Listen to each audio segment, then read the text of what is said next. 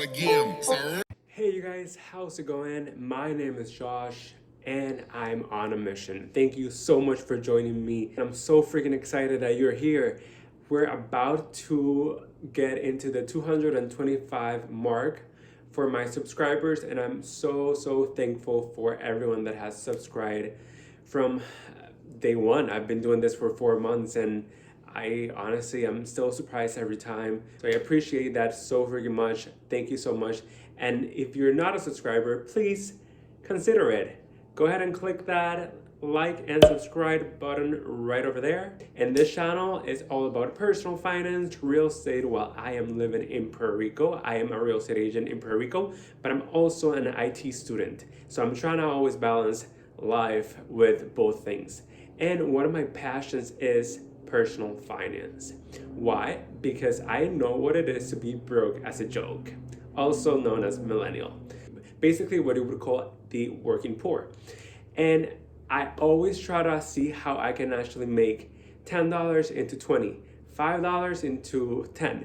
And I always try to see how can I expand that dollar into a larger amount and see what I can cut and budget wisely. As you guys know, I am paying off debt and I have $144,000 in student loan debt. I'm gonna leave that over here so you can go ahead and see that and you can join me on that journey too. But I want to talk about the things that I've done from my personal experience and maybe a little bit from what I've seen other people do successfully and how I've been able to cut down on expenses. Sometimes all you gotta do is cut down expenses. And then other times you gotta cut down expenses and you gotta get a higher paying job. And that's one of the reasons why I moved to Puerto Rico, and I'll link that video right over there to just completely switch careers and do something that was completely different. So number one, when you are paying off debt, you have to budget. And I know this is the B word, no one wants to hear this, but you gotta budget your little heart out. What I truly recommend if you are starting out, I started out with Dave Ramsey method, which is all cash. However, I don't really do that completely now, but if you are starting out and you consider yourself a spender, you absolutely need to do this. This is going to be life-changing for you because you're gonna be visually seeing your money in and out. And once that $100 bill goes out and it's not coming in, it's going to hurt you. You're definitely going to feel that impact instead of just using your credit card. You're not gonna have any emotional attachment to it. So definitely try to use cash as much as possible while you are learning this method, and then later on you can go ahead and bring the credit cards. If you consider yourself a spender, might as well just stick with cash all the time. My number two option is going to be save on rent. Your rent should not be more than 30% of your salary. And I've realized that this is something people struggle a lot with, especially us, because we want to have that great apartment, we want to have a great location, and I'm talking about millennials per se, just a general aspect. I would love all of those things too. However, I knew that if I wanted to make a change, I had to move back with my parents. So whether that be getting another deal, especially now because there's so many people that are moving into other cities, you can get pretty good deals on new apartments, or just, I guess, switching apartments, and you might get maybe a month off or just a certain amount off because of that deal. So check on that, see how you can definitely save money on rent, whether that be living with your parents, with your brother, your sister, with your friend. Whatever you can do to minimize those expenses are going to be huge, because the average person spends so much money on rent when they probably shouldn't. It shouldn't be more than 30% of your salary. So calculate that, see if it works for you. If you have a healthy relationship with your parents, go ahead and call them, see if you can do it. And remember, this is going to be temporary.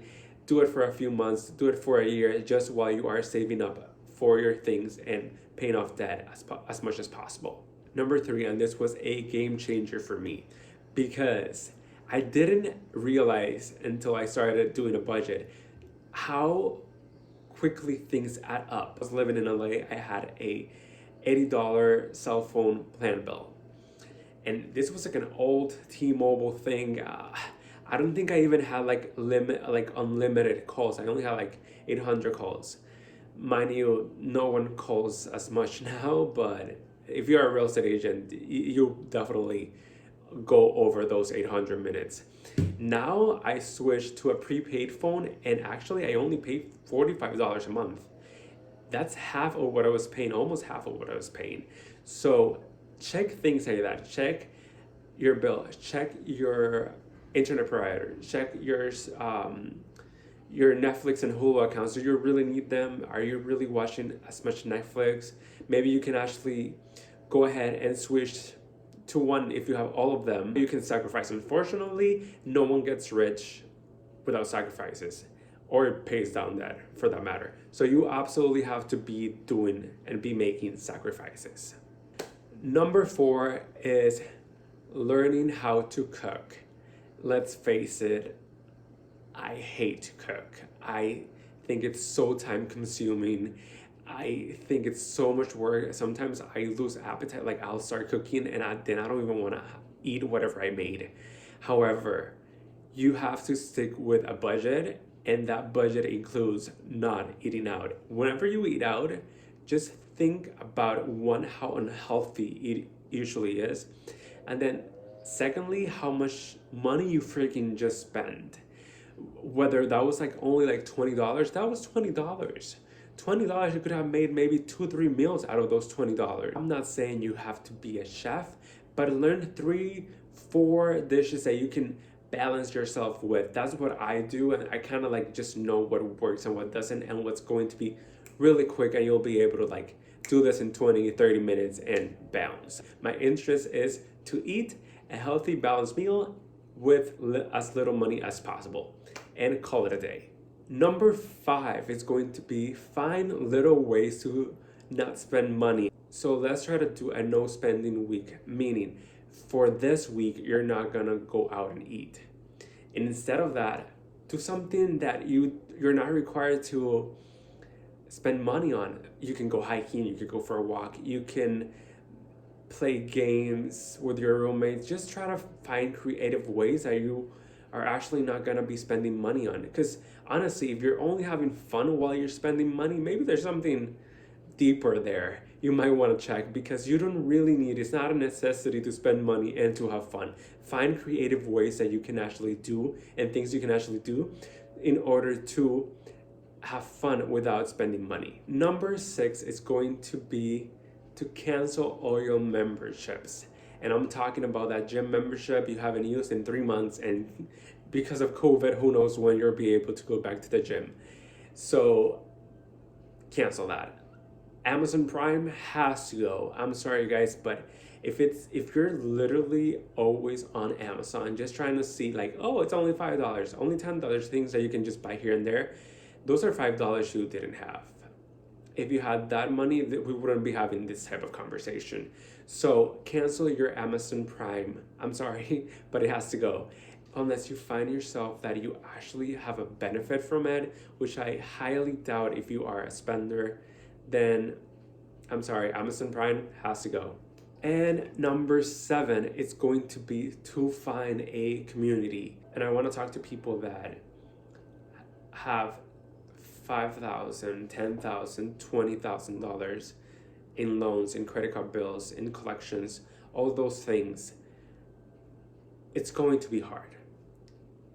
I'm sorry, but it's you're gonna find yourself very motivated in the beginning, but it's going to be very, very hard because everyone wants to have fun.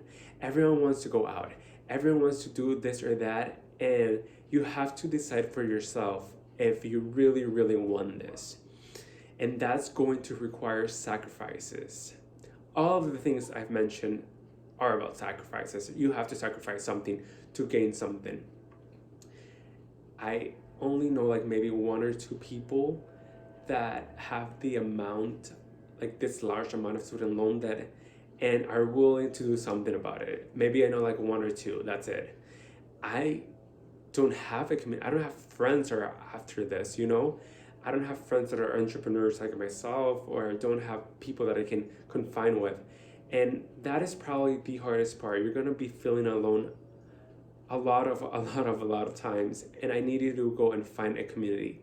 For me, my community has been YouTube. That was one of the reasons why I started this channel. I want to document this journey, and I want to tell people, hey, if I did it, you can do it too, and not be ashamed of that, because it's part of your journey, it's part of your own life. So I needed to go find that community, whether that be Reddit, Facebook, whether that be some type of club, any type of YouTube. Maybe you're able to start a YouTube channel. That'd be great. And if you do, please let me know. I would love to follow you on your journey too. So up to here, I would love to hear what are your thoughts. How are you saving money, and how have you done it? If you've paid any debt, that would be awesome just to hear. So feel free to comment down below. Thank you so much for joining me on today's video, and until next one, goodbye.